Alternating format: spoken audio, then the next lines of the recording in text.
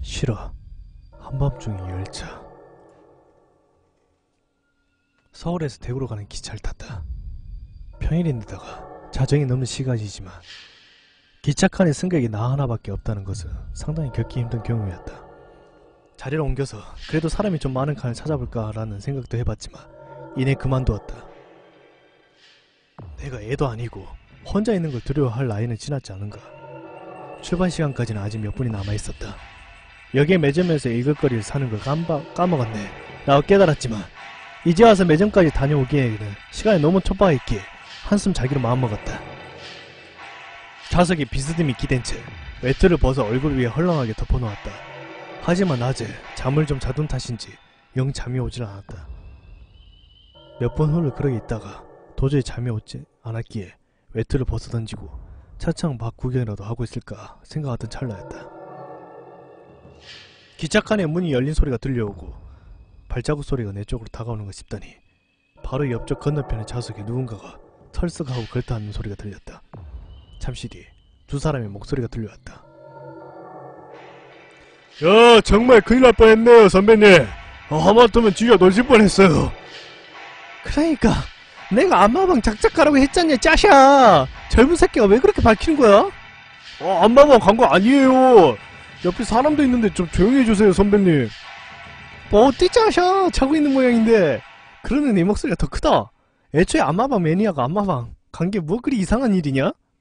목소리의 주인들은 각각 청년과 중년의 남성으로 각자 가늘고 굵직한 맛인 뚜렷한 게 직접 보지 않아도 주인의 얼굴이 절로 떠오를 만한 특색이었다. 잠을 자는 것처럼 보이는 날에 의식한 탓인지 두 명의 목소리가 한층 작아졌지만 눈을 감고 있는 데다가 애초에 기차칸이 텅 비었기 때문에 들리는 것엔 별다른 차이가 없었다. 진짜 안마방 간 거 아니라니까요. 글쎄 잠시 친구랑 볼리저 보고 있었어요. 오랜만에 만난 중학교 동창인데 갑자기 부르시고 야 별 수 없잖아 짜샤. 너랑 나 빼고 모두 딴 데 묶인 몸인데 그래. 강칠해 그 새끼 어저께 잡아쳐놓고 좀 쉬다 했으니까. 그래 무슨 일을 하는데요? 몇 마디의 대화를 더 듣자 두 사람이 형사라는 것을 사실 알 수 있었다. 젊은 목소리의 말로 미루어 보아 누군가가 급한 일이 생겨서 오밤중에 기차를 타고 내려가는 모양이었다. 여튼 그래서 반장한테 갔더니 씨발 살인이란다. 그것도 연쇄살인.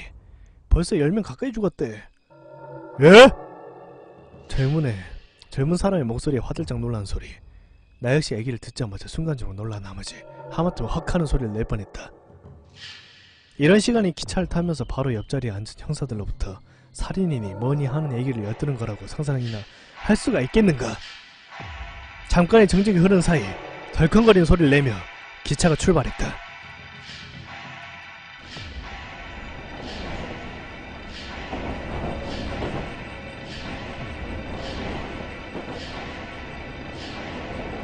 외투를 집어서 아무것도 보이지 않는 깜깜한 시야 속에서 기차 소리만 울려 퍼졌다. 젊은 형사가 입을 연 것은 2분 정도가 더 지나고 나서였다. 10명 다 대구에서 죽었답니까? 아까 대구에서 강력계 일 맡은 애하고 전화했었는데 그런 소리 안 턴대요. 아니 인천이야. 원래 그쪽 애들이 맡고 있던 사건이었는데 오늘 저녁이 유일한 용의자에 그게 서울역에서 목격됐다는 제보가 들어왔어. 서있던 플랫폼 위치가 이 노선에 기차를 타고 왔다는데. 근데 그건 대구 쪽 애들이 알아서 할 문제지 왜 우리 보고 가라고 한답니까? 원래 우리 가을도 아니라면서요. 아직 대구 쪽에 연락이 안 간 모양이야. 아니 대체 왜? 아직 언론에 까발려진 내용도 아니니까 공치사를 다 저쪽에 넘기기엔 아직 이러다는 거지. 말하자면 얘기가 길어져. 내가 형사들이라면 지금 이 기차에 범인이 숨어있지 않을까 하고 간단한 수색이라도 한번 고려해봤겠지만 목격 제보가 들어왔던 때와 한나절 정도의 차이가 나서인지 그들은 굳이 거기까지 생각이 미치지 않는 듯 했다. 그들의 이야기가 끊이지 않기를 바라며 난 내가 할 수 있는 최대한 자연스럽게 자는 척을 유지했다. 그럼 우리 둘만 수사를 진행하는 겁니까?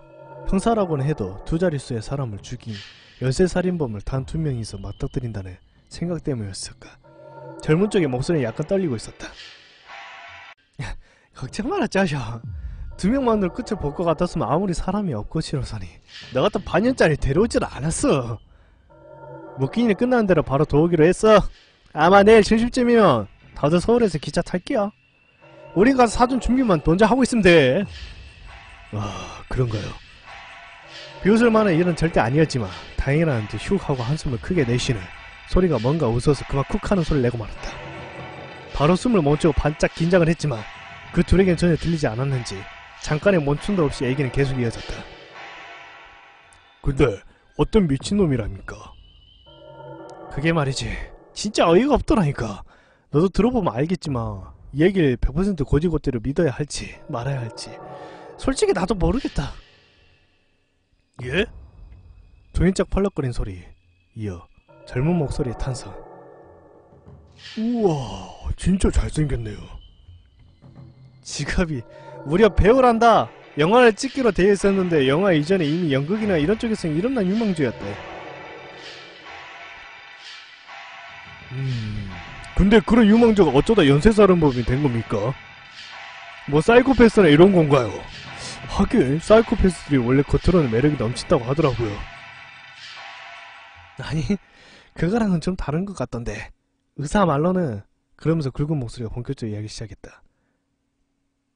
초여름쯤인가 올겨울에 촬영을 들어가기로 해놓고 영화 배역이 정해졌다는 거야. 무슨 공포? 액션? 여하튼 영화에서 악역으로 나오는 살인범 역할을 맡았다는데 이게 상당히 큰 제작비에서 영화계에서 꽤 알아주는 감독까지 무지 기대작이었다고 하더라.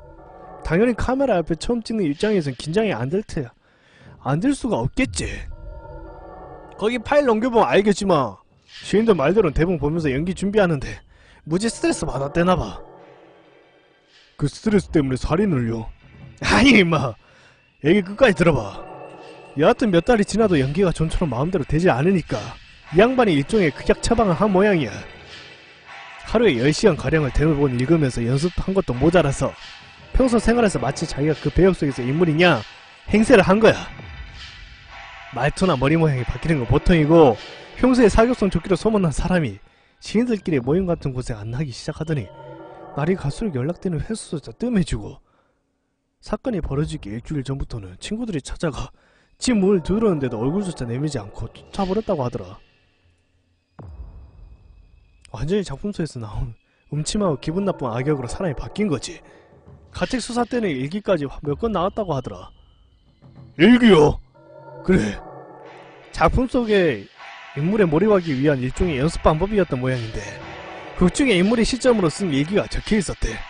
헌데 이게 가관이기 이 길을 쓰기 시작한 지 얼마 안 된 앞부분은 누가 봐도 그저 어설프게 범죄자를 흉내내는 일반인의 일기 같았지만 장수가 뒤로 넘어갈수록 증세가 점점 심각해져서 맨 뒤쪽 부분에서 정말 범죄자가 별다른 차이를 느낄 수가 없을 정도라고 하더라. 범죄 심리 쪽에서도 전문가가 혀를 내두를 정도니까. 그럼 설마 그래 10명 중 9명은 특이한 방법으로 살해당했어. 일단 근육 이완제를 써서 피해자를 한철 제압을 하고는 온몸을 꽁꽁 묶고 신체의 모든 부위에 무수한 칼자국을 내는 것이 내장까지 손상될 정도는 아니지만 출혈이 끊이지 않을 정도로, 그리고 가다출혈로 죽을 때까지 상대방을 응시해 실제로 범인이 피해자를 죽을 때까지 보고 있었다는 증거도 목격도 없었지만 아마 확실할 거야. 대본에 적힌 녀석의 배역, 그 살해 수법도 바로 그거였거든. 젊은 목소리가 질렸다는 투로 길게 신음을 내뱉었다. 확실히 이미 잔인함의 여부를 떠나 과연 사람의 행위인지 그 자체가 의문이 들 만큼 잔혹한 행위다. 외국이라면 모를까 한국의 경우에는 이렇게까지 폐하자에게 가학적인 행위를 가하는 연쇄살인범의 전례가 존재하지는 않으나 더욱이 앞으로 범인과 직접 맞들지도 모르는 형사의 입장에서 보통 소름 돋는 사건이 아니겠지. 저 근육 이완제는 어떻게 구했답니까? 병원에서 훔쳤대. 내가 방금 10명 중 9명이라고 했지. 다른 피해자들과 유일하게 다른 방법으로 살해당한 것이 이 간호사였어. 병원 지하 주차장에 청소년 구하면서 발견되었대. 진짜 엄청난 이야기네요. 극중 인물의 몰입을 지나치게 해서 생긴 정신질환이 계기가 되어서 죽어왔다는 배우의 얘기는 들어봤지만 이건... 그렇지. 정말 기가 막힌 이야기야. 평소 주위에 평판을 바른 사나이 그 자체였다는데 단지 연기를 열심히 했다는 이유로 그가 무도한 살인범이 되다니. 와, 말 그대로 성실히 나온 비극이군요. 아이러니네요. 그리고 저마다 생각에 잠긴 듯 두 사람의 대화는 여기서 끝났다. 나 역시 이 엄청난 이야기에 곰곰이 생각해보지 않을 수가 없었다. 성실히 나온 비극이라 언뜻 보면 젊은 형사의 결론이 맞은 것처럼 보이지만 난 좀 다르다고 생각했다. 아무리 뛰어난 집중력과 풍부한 감수성의 소유자라고 해도 단지 극중의 배역에 몰입했다는 것만으로도 선하던 사람이 갑자기 완벽한 살인마로 탈바꿈할 수는 없다고 생각한다. 단순히 선에서 악으로의 2차원적 변환이 아니라 무언가의 개입이 있었다면, 그래, 예를 들자면 그 배우라는 자의 마음속에 배역을 맡기 전 아주 오래적부터 그게 계기가 되어 씨앗이 잠들어 있었다고 하면 어떨까? 물론 이 씨앗은 가치관이 직접적인 영향을 미치기에 그 크기가 아주 작은데다가 마음속 저 깊은 곳에 꽁꽁 숨겨져 있어서 그것을 가지고 있는 본인 또한 전혀 눈치채지 못한 채 인생을 살아왔을 것이다.